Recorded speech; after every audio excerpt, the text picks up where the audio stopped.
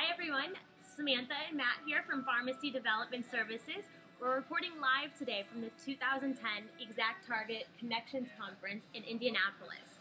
We're actually very excited to be here. The 2010 Connections is actually to date the largest interactive marketing conference in the world. And the reason that Samantha and I came to this conference was because we wanted to get better ideas to bring back better engaging content for you and find better ways that you might be able to engage with your customers as well. So we definitely got some really great ideas that we wanted to share with you, probably like a top 3 for the day, right? Probably top 3.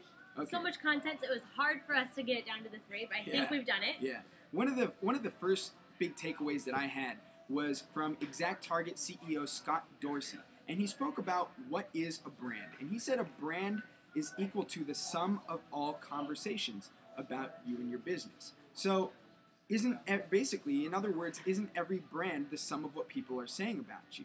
When you think about it, if a customer has a good experience in your pharmacy, he or she might tell 2 to 3 other people. If he or she has a bad experience with your customer service or with anything else in your business, they might tell 10 to 15 other people.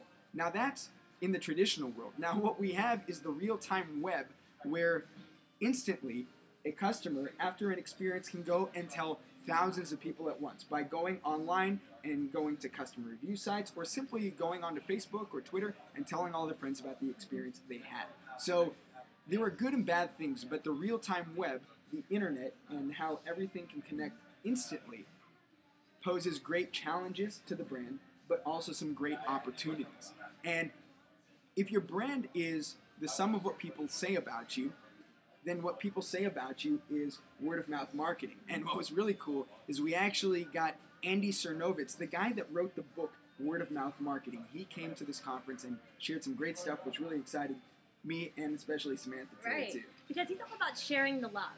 And what he considers love is the word-of-mouth marketing tactics. And so it goes back to what Matt was saying about people sharing the good experiences with their entire user or entire following on Facebook, Twitter, even in talking person to person. So something that the way it tied back into the Exact Target conference, because it's all about email marketing and also your social media community. So something interesting is that email subscribers and also your Facebook and Twitter followers are the only forms of advertising where people actually say, hey, I want to hear from you. I want to keep in contact. And if you nurture this in the right way and you show them love by providing remarkable content and they keep asking for it, they're gonna then share it with their friends, and that could be up to 1,000 people or so. And then they're gonna spread that to their friends, and so you're constantly spreading that love about your brand.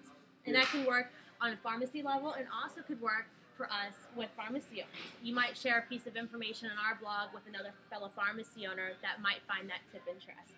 Definitely. And I think Andy Cernovitz had given us a couple takeaways, a couple requirements for word of mouth. How do we create word of mouth? He said in order to create word of mouth, 2 things need to happen. First, number 1, you need to give people a reason to talk about your stuff. Makes sense, right? If you don't have anything interesting to talk about, they're not going to talk about it. But number 2, make it easy for the conversation to take place. And that might mean making your content or your ideas or the experience easier to share. That might mean creating a friends and family discount or another way that give people an incentive to want to go out there and share that with their friends and family, right? So the big question that he said makes it easy to figure out whether or not your customer experience or whether or not your next marketing campaign or anything like that is word of mouth marketable is to ask yourself this question. Would anybody tell a friend? So it's all about being interesting. And Andy says, be interesting or be invisible. Right, and there's a fine line. Yeah. Because if you're not interesting, they're not going to be sharing it. And something that reminded me of the way you guys can use it is you're interacting with people on a daily basis. Your pharmacy technicians and your staff pharmacists are making such a difference. And so if you make a difference in an interaction between a grandparent and a child that's visiting, and you make them feel better because they got sick all of a sudden and they could spend more time together, they're going to go tell more people about it, and that might drive more people into your pharmacy. Absolutely.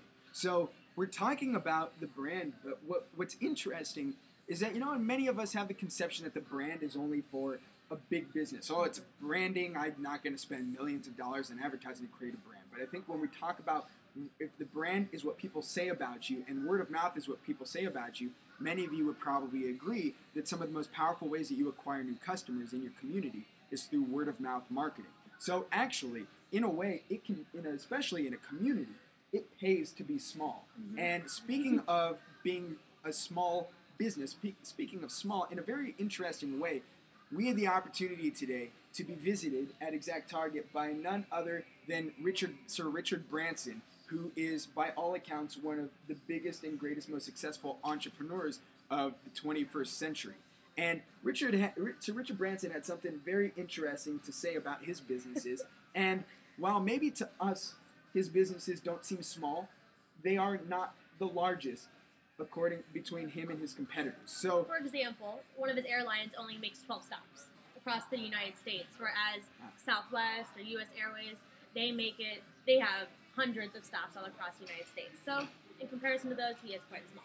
Yes, and he had something interesting to say though about being a small business. He said he said not being the biggest has worked out to our advantage. Small is beautiful. Well, my wife may not agree with that.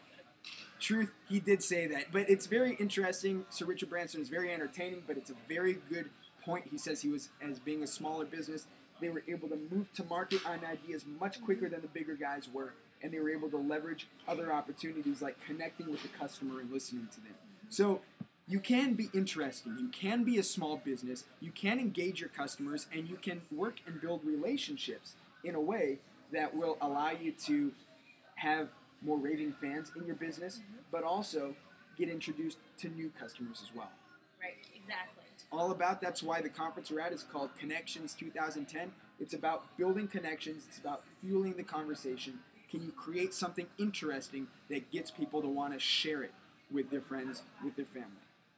What we have to ask you now is, what would your customer say is the most interesting thing about your business? What would they want to share with their friends? What do you do in your pharmacy that's worthy of other people going and speaking about it? And do you make it interesting to share? So what are the things that you do?